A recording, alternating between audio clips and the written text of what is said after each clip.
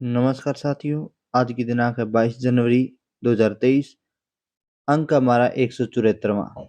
आज के दिन के प्रमुख राष्ट्रीय और अंतर्राष्ट्रीय घटनाक्रम पर हमारी ये क्लास रहेगी साथियों। पीडीएफ आपको हमारे टेलीग्राम चैनल से मिल जाएगी।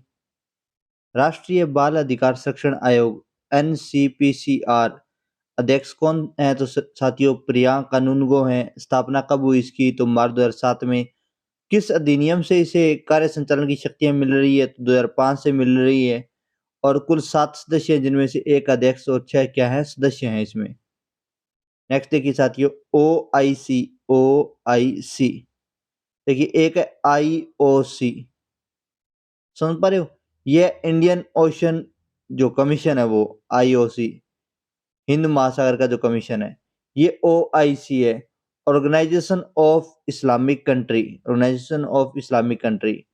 मुख्यालय कहाँ है? तो जेद्दा सऊदी अरब में है। स्थापना कब हुई? 25 सितंबर 1969 को रबात में सऊदी अरब और मोरक्को द्वारा आयोजित बैठक में हुई थी। मोरक्को की राजधानी है रबात साथियों, ध्यान रखिएगा।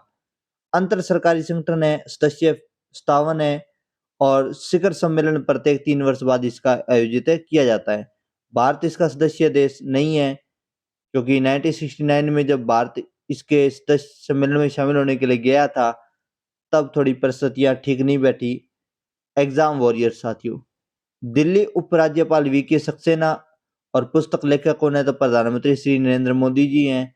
हमारे देश में एक ऋतु आती है, एक प्रकार की ऋतु आ जाती है, एक प्रकार का मौसम परिवर्तन होता है और हर प्रकार की परीक्षाएं आयोजित की जाती है पूरे भारतवर्ष में एक साथ। वो महीना है मार्च का। तो उस माह में जब परीक्षाएं आयोजित की जाती हैं, बच्चे तनाव में ग्रसित होते हैं।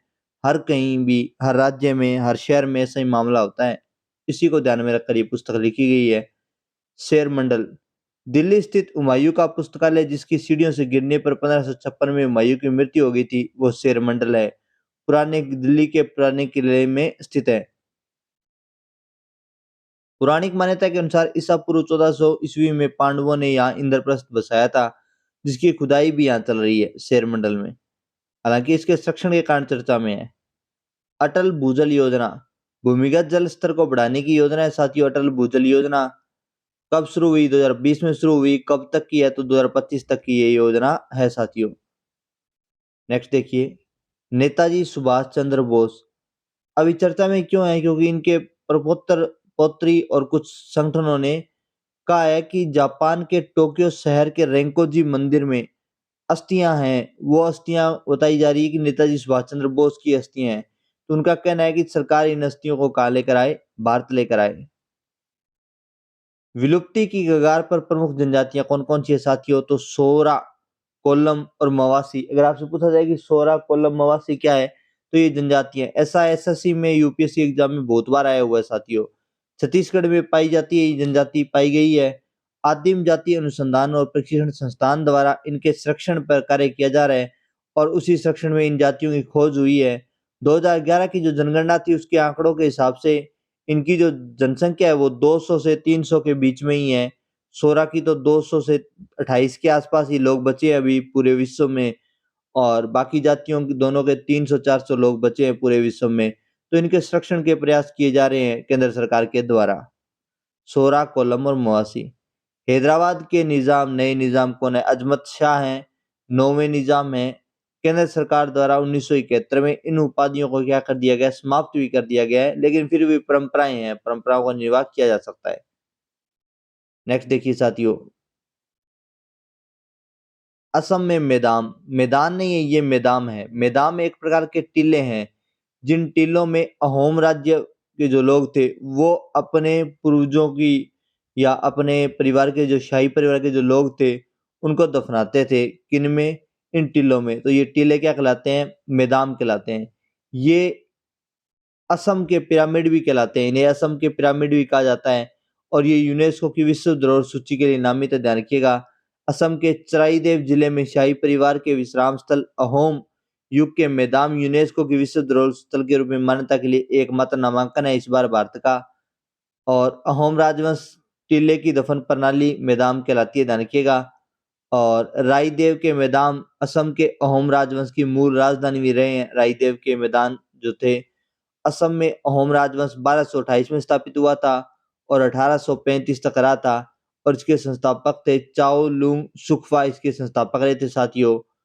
अहोम सेनापति लचित बरफुकन की 400वीं जयंती नवंबर 2022 में आयोजित की गई थी और बड़ा कार्यक्रम का भी आयोजन किया गया था, ध्यान रखिएगा, लचित बरफुकन की 400वीं जयंती पर। कैप्टन हरप्रीत कौर ब्रिटिश सेना में भारतीय मूल के अधिकारी हैं कैप्टन हरप्रीत कौर, और इन्होंने अभी 1327 किलोमीटर की अकेले दक्षिणी ध्रुव पर यात्रा तय की है। कहाँ तय की है साथियों? दक्षिणी ध्रुव पर इतनी लंबी दुर्गम यात्रा इन्होंने तय की है, अकेले तय की है, जिसके कारण ये चर्चा में रही है।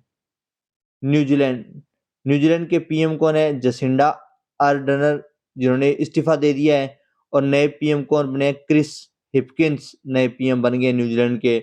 लेबर पार्टी से, कौन सी पार्टी से है? लेबर पार्टी से इनका संबंध है। डूम्स डे क्लॉक, ये एक ऐसी घड़ी है जो मानवता के अंत का अनुमान लगाने वाली घड़ी है। इस घड़ी की शुरुआत परमाणु जो बम बने थे उन्हीं के साथ इसकी शुरुआत हो गई थी। टोड जिला साथियों, कानवे नेशनल पार्क कहाँ है? तो ऑस्ट्रेलिया में एक लगभग 2 किलो 700 ग्राम का मेंढक मिला है। ये अब तक का सबसे भारी मेंढक है, जिसे यहाँ के वन्य कर्मचारियों ने टोड जिला नाम दिया है। गोड जिला के बाद है टोड जिला। पूर्व का रिकॉर्ड 2.65 किलोग्राम का था, जो स्वीडन में एक पालतू मेंढक का वजन था इतना। तो ये विशाल का मेंढक है। यूपीएससी से क्वेश्चन भी कई बार पूछ लेती है, चींटियों वगैरह पे प्रश्न पूछे हुए हैं, कहीं कोई दिक्कत वाली बात है नहीं। और इसी के साथ हमारी आज की क्लास साथियों यही समाप्त होती है। चैनल को शेयर कीजिए, सब्सक्राइब कीजिए। जय हिंद, जय भारत।